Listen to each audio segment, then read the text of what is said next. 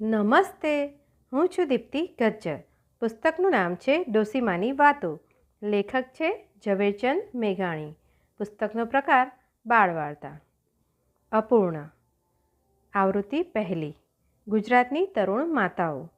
ઓ બા, વાર્તા કહે ને, એમ ઝંખી ઝંખીને તમારા બચ્ચા તમને સતાવતા હશે. નાનપણમાં દાદીને મોંએ સાંભળેલી વાર્તા તમને સાંભળતીએ નહીં હોય, કાં તો વાર્તા કહેવાની તમને નવરાશ નહીં હોય. વઢી વઢીને કે ધબ્બો મારીને તમે બચ્ચાને સુવાડી દેતા હશો. આ વખતે ડોશીમાં ઘરમાં હોત તો કેવું સુખ થાત. કીકા કીકીને વાર્તા કીધા જ કરત. પણ અરે રે, કાં તો ડોશીમાં મરી ગયા હશે ને જીવતા હોય તો કજિયા કરીને તમે એમને આઘા કાઢ્યા હશે. ડોશીમાં ટકટક કર્યા કરે એ તમારાથી સહેવાય. હવે પસ્તાવો થાય છે તો લ્યો, હું પણ આવું છું. ટકટક કરવા નહીં, કીકા કીકીને વાર્તા કહેવા. તમે સાંભળશો ને?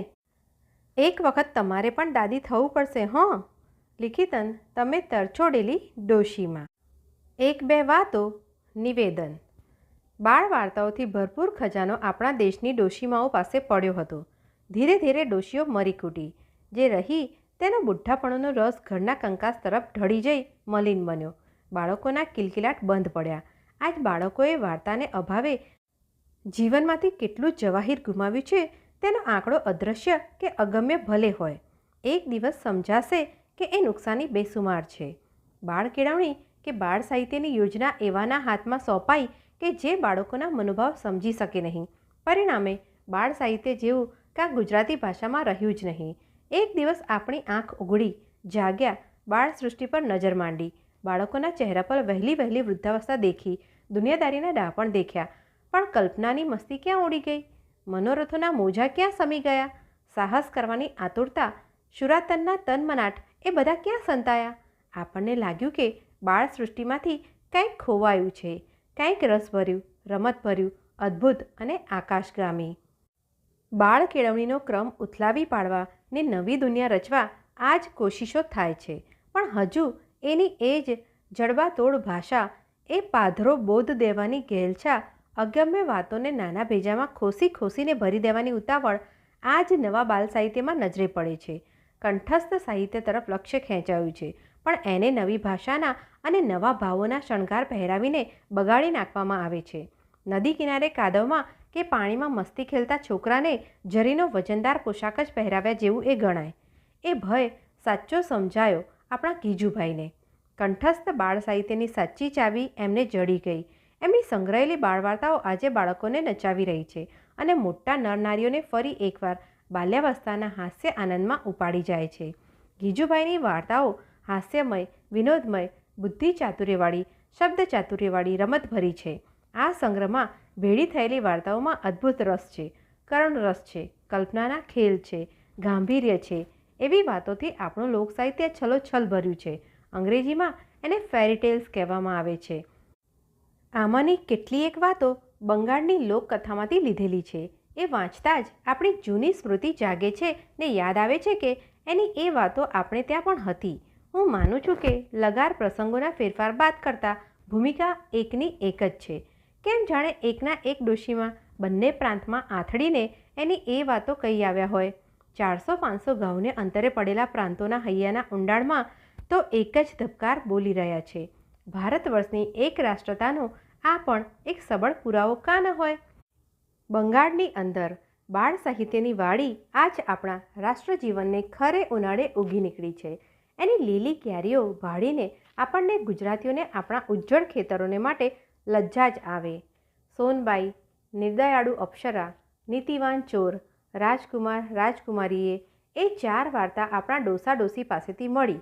બીજી મેળવવા 10-12 ડોસીમાઓ પાસે કરગર્યો, પણ એ છિન્ન ભિન્ન સ્મૃતિઓમાંથી સળંગ વાર્તાઓ શોધવી મુશ્કેલ પડી.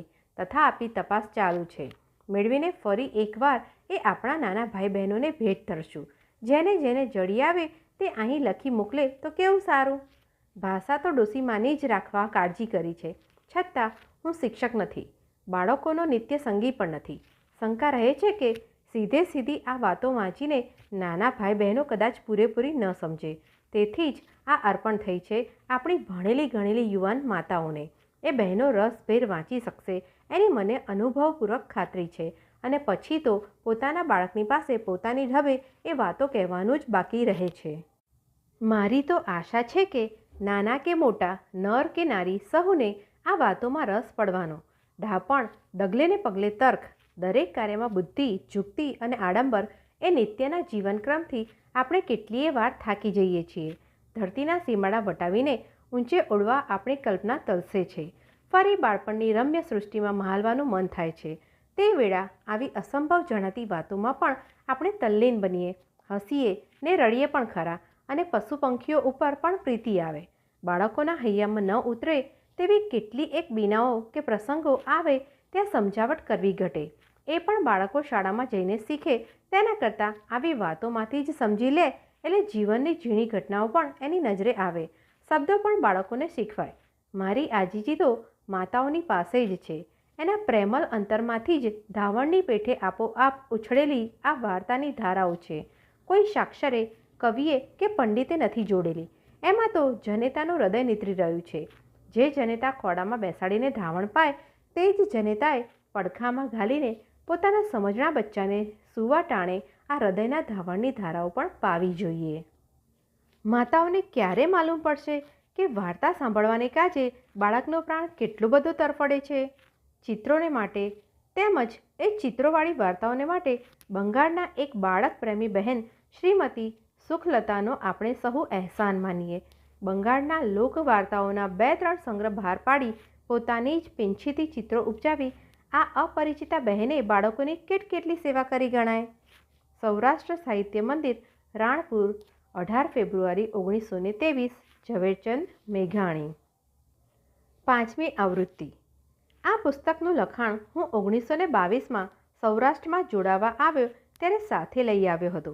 મારા લેખક જીવનની વહેલી પરોઢનું આ સર્જન આજે 5મી આવૃત્તિ નિહાળે છે. ઘણા વખતથી એની ચાલુ માંગ છતાં એ અપ્રગટ રહ્યું છે. રાણપુર, 3 જાન્યુઆરી 1938. ઝવેરચંદ મેઘાણી.